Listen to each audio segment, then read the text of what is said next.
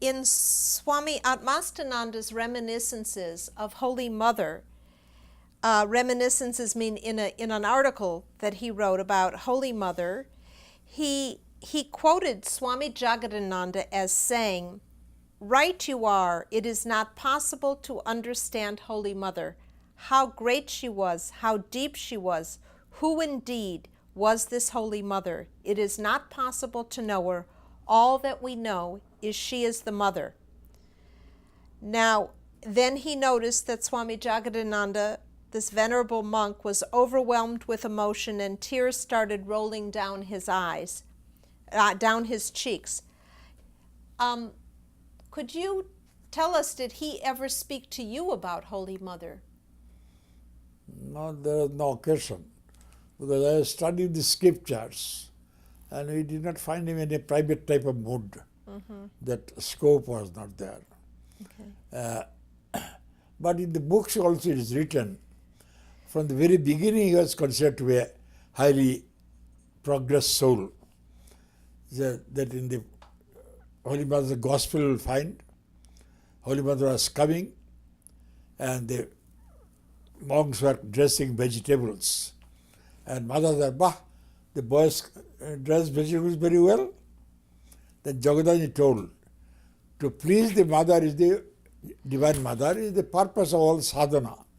If by cutting vegetables you can please, there is enough. No sadhana necessary. It was, and everybody wrote it. I remember when writing introduction for Sri Ramakrishna, the great master, Swami Koilashananda wrote preface as a publisher that Swami Jagadananda, when he was a young monk, he went to Holy Mother, this, that. Then Madhvanji wrote pokingly, when was Swami Jagadananda a young monk? He was always an old monk. Old monk means he joined at the age of 38 or so. 30 was considered at that time old, you see. Old means only young people below 30, 25 they would join. So jokingly he said like that. Because he was a headmaster for a long time, he was outside, yeah. So, Swami Atmastananda, when referring to that incident about Holy Mother, mentioned that Swami Jagadananda was a man of knowledge well established in Vedanta. Can you please explain to us what that really means? Two things. He was teaching Upadesha Sahasri, which he translated later.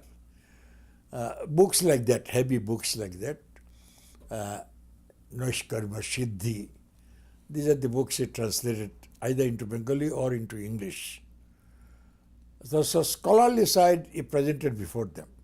But there also, Gopeshma has told me, he was also a man of great devotion, which he would not normally express to other people. Once he told me during the class that at one time they knew the Kathamrita, 5 parts in those days, from top to bottom. Anywhere if you tell a sentence, they could tell in which volume, what page. So much thorough he knew. But at the same time, he was a great Vedantic scholar, not merely intellectual scholar, if type of experience he had. Secondly, whenever there was one point, there would be the difference of opinion according to one textual book or Sarada Swami and Samantabhati's opinion. Then you would quote that, that is what they have said. And in these affairs, they are the authority. Logically, I am thinking this is the position. But in these affairs, they are the authority. That way you would leave it that way, without taking sides. That way it put. And what was the most distinguished feature of Swami Jagadananda ji compared to other monks that you knew? He was full of Atman and Brahman, and to some people about Thakur and others, but not so much. And I am sure when he was translating Ramakrishna, he was full of Ramakrishna at that time. But the other side, he was more associated with more Vedantic scholarship, because he was the teacher for most of them. And whenever they went to him, they would ask those questions, naturally, you see. And rarely other type of stories came out. And he was oblivious. He was once in Kashmir in the winter season. For 6 months he did not remove his socks. So then at the end of the warm days came, and they found sometimes inside his socks some noise is coming. There is something moving inside. They opened and found dry skins have fallen. Oh my goodness. So, and it was so oblivious. And he did not complain much that it is terribly cold or this or that. He could remain so absorbed either in the study or in meditation. And mostly he spent half the time in the hills and other time in Kashi and other places. There also is teaching all the time. Teaching, giving classes. He did not go into ordinary type of work that we do, because already he was a scholarly person and senior. So he was requested for that type of work. And do you know, Swamiji, since he joined the order late, did he go through the ordinary process of first joining, becoming a brahmachari, and then... In those days, the rules are not very strict. Say, Swami Premananda used to say, I got double promotion. That means he did not become brahmachari, straight sannyas. So also Swami Kailasananda, he straight got sannyas. They were all older people. Older means above 35 means old. You see? So both of them did not get brahmacharya, straight got sannyas. So I am sure he also did not get. I have never heard about his brahmacharya name. Home name was Ramani Bhattacharya. Yeah. No, I don't think he had formal brahmacharya. And is there anything else that you would like to share with us about Swami Jagadananda and how he influenced your life? Oh, he was affectionate. You do not know why. I remember when I was taking leave of him after 1 month, and he gave me some mango to eat. And other people also gave. But last moment he came hurriedly and gave me this knife, small knife, to cut the mango and eat. So I kept it for the last 60 years probably. It was in 1948. This small, just for cutting mango and taking. Affectionate side was there. But we did not stay too long to see that side much, you see. A normal word itself was affectionate. Whoever came, normally also very affectionate. Of course, he could get excited. When the first time he came, one day, I was trying to argue with him. So he would raise his voice and arguing. Then Atmasam said, don't you realize that he is old? Then after that, I became very cautious that he would get excited. Blood pressure, this, that, and that. There is a story that when he took up the translation work, 18 hours a day he was translating. He would only eat a little, sleep was not much there, and he constantly would do. And after a few days he fainted. He had diabetes and not enough food. So hearing that customers arranged for milk and all that, later they struck them, he should be given a little better food. That means a little milk. So much one-pointedness he has there. Something comes in his head, he goes and do it, forgetting himself. Even while giving class, he will forget himself and go on giving. So that was his specialty, I think. Association with him would convince most of the people that realization is possible, and here is a man before our eyes who seems to have realized that idea. And logically, on the other side, of course, he did.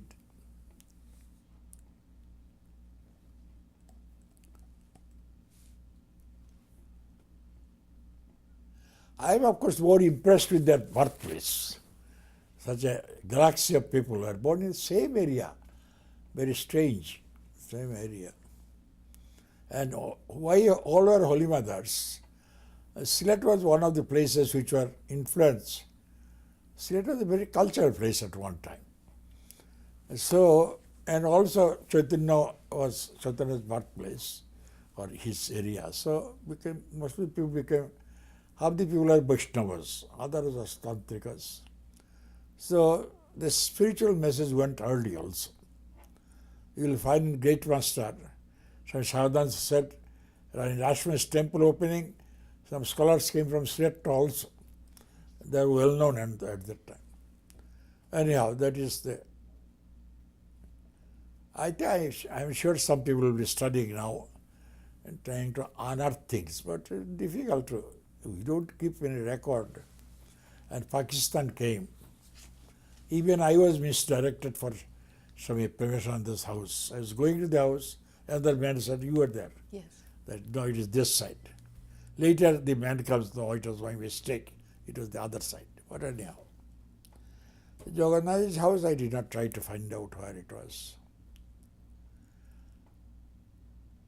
They became a sort of legacy because people would come and ask questions. Is there anybody who is realized in our order? Often his name was, some people told Swami Jagadananda, some people told Premashananda, and some people met or Vishuddhanandaji and others. Jyotishanji, some people thought he had some experience. So Shantanandaji, some people thought that way. A few of them were especially known. But in our order, too much is not made of. So they are respected, but that story is not too much circulated. That is the Jagadanandaji. Did he give any particular instructions on how to study the scriptures? He told me, that's true, it's a good point. He told me, now you have studied, go back to your place and give classes on this book. And always remain on the side of Siddhanta, that is conclusion. He did not want me to see the opposite arguments more, face the opposite arguments, but you remain on the side of the conclusion, Siddhanta. That was an important instruction he gave me, how to do it. How to do it. That is, teaching is a method of learning. Teaching is a method of learning. Swadhyaya pravachanecha, it is said in the Upanishad, you have to do self-study and also you must explain to others. That is a way of clarifying your ideas and spreading the knowledge. Spreading the knowledge without a formal education or university system or anything was not there. Yes, that was a special instruction he gave me. Yeah.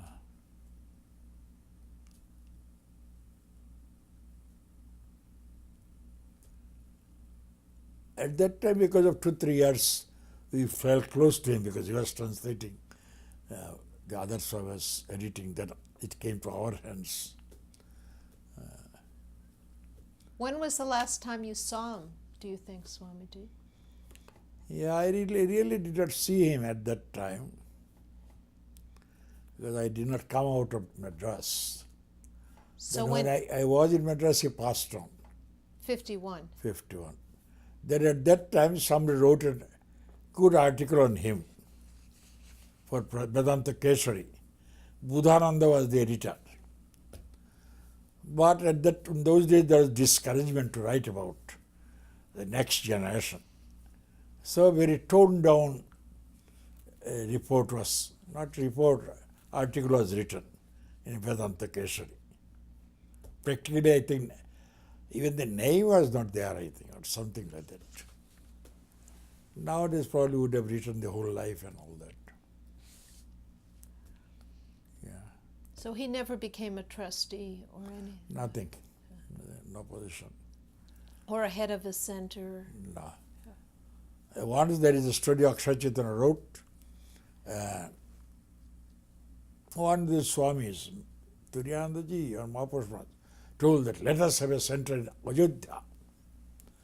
So he and Sampurnananda, another Swami was there, they two together, and Jagadananda ji. That was some enthusiasm there, went there, and started something, discussing this, that. Then some trouble came, and they were asked to come back, so they went back, and nothing happened after that. But he used to encourage people, those who had tendency of scholarship, he would encourage them to go for scholarship. Vedantic scholarship, of course.